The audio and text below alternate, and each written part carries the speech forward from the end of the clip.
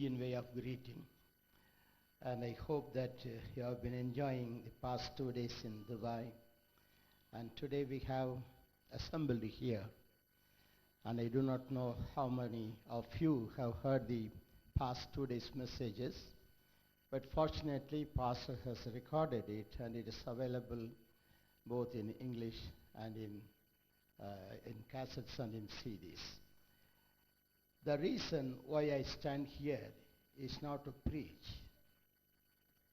but to make the people understand that God has revealed himself to every nation.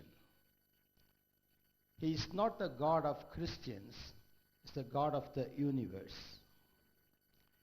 He is not the God of one particular religion, because religions are made by men and not by God. Jesus is not the leader of a religion, neither he started a religion of his own. Neither his disciples, the apostles, formed a religion with the name of Jesus. Christianity is not Christianism. It is an experience with the living God. So the universal person, the God, who has revealed himself while we were yet sinners. The problem of humankind is how to get rid of sin. Even the Jainists, the Buddhists, who never believed in God, also suffered the sting of sin. Even in the ancient religion in India, which is called Sanatana Dharma, or the Aryanism, they also cried in agony how to get rid of sin. The first very mantra I learned from my guru is Pabohum Pavakanmohum Pabatma Pavasampavat Rahimam Pundirihaksha Sarva Papa Hari Hari. Hari means God and Hare means save. It is only God can save his people from the bondage of sin. The mantra says, I am born in sin. The Christians agree with that. Because even in the Bible, David in one of his psalms said, I was conceived in sin in my mother's womb. That does not mean the mother who gave birth to him, but the first mother of the world, Eve. She disobeyed God's will, and because of disobedience, sin entered into humankind. So everyone born of a man and woman is considered as a sinner. Even to a baby, the sin is inbuilt. But we may not be able to find that sin in the baby, but when the baby grows, according to his situation and according to the ability, we can find sin in them. And there are good sins and bad sins. You may wonder what is good sin and bad sin. If a man is drunk, beats his wife, beats his children, make much noise in the home, break the things of the house, come out and roll on the roadside, is considered to be a bad sinner. If you get drunk and sleep in the bed without giving any trouble, is a good drunkard. So it makes a thing. Some people used to boast themselves. They say, yes, I drink, but I don't give any trouble to anybody.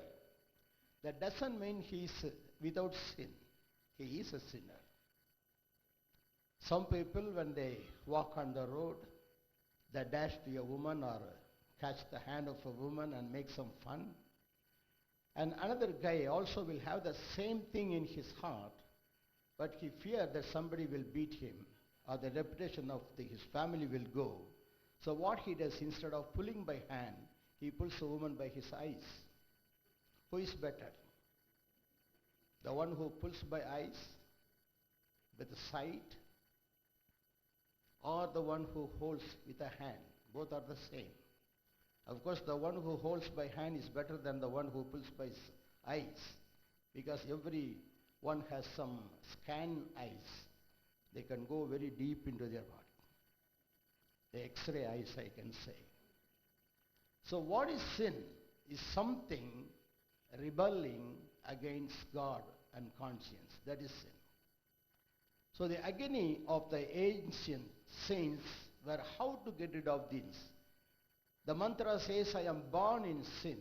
I am a doer of sin, a sinful self. So I am a sinner. How a man commits sin? Manasa, by thinking.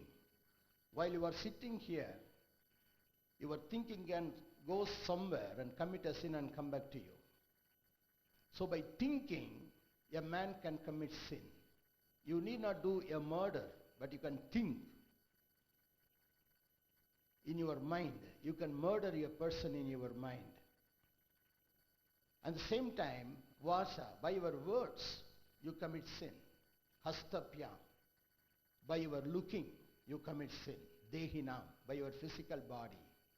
So in many ways, men are arrested or bound by the sin.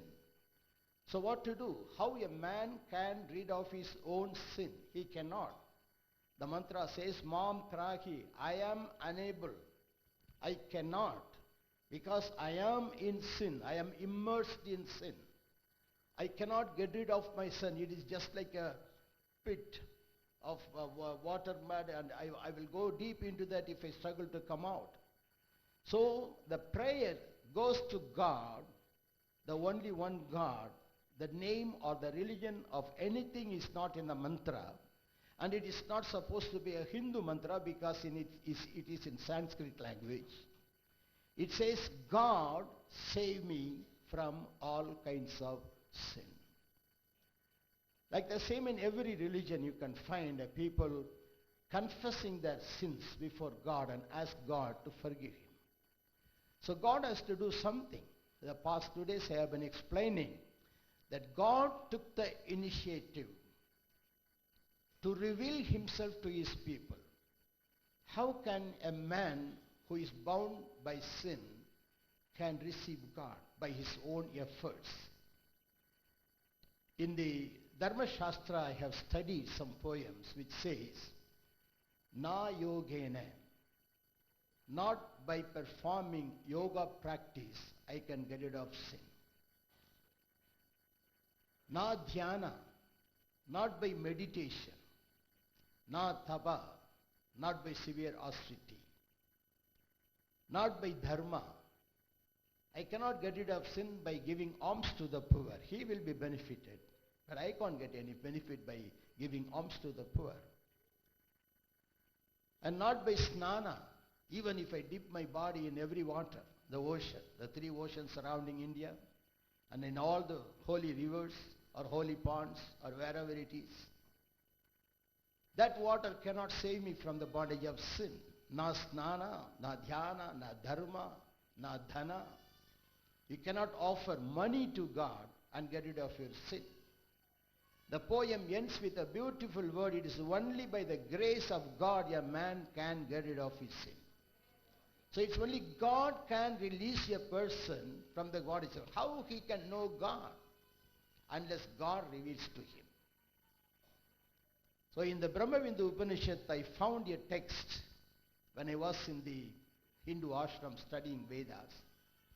It says, Vakyo Brahma, Shabdo Vai Brahma, Saptakshara Parabrahma. Brahma means the Son of God. Vakyo Vai Brahma. In the beginning, he was Word. Shabdo Vai Brahma. He was the sound. Sabdakshara Parabrahma.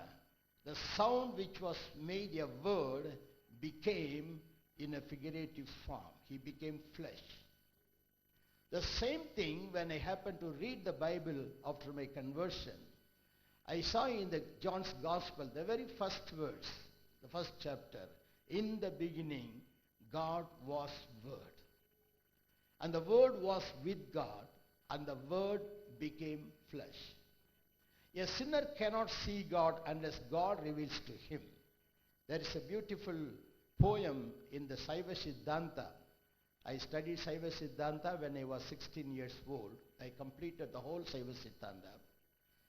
And in that book, a poet says in Tamil, Illa aruvagi nindrane yar arivar, Tane uruvagi tonranel uttu.